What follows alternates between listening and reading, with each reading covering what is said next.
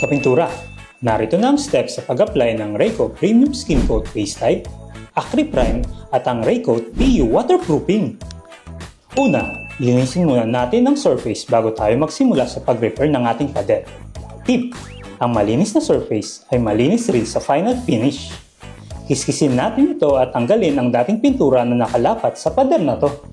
Pangalawa, i-prepare ang Rayco Premium Skin Coat Base Type. Haluin muna at unti-unting maglagay ng cement hanggang sa makuha ang tamang consistency.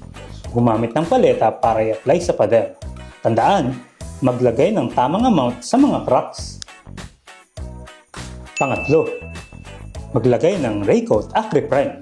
Itong Rayco Acry Prime ay nakatutulong para makapagdagdag tibay bago tayo mag-waterproofing. Pangapat, pag-apply ng Rayco PU Waterproofing.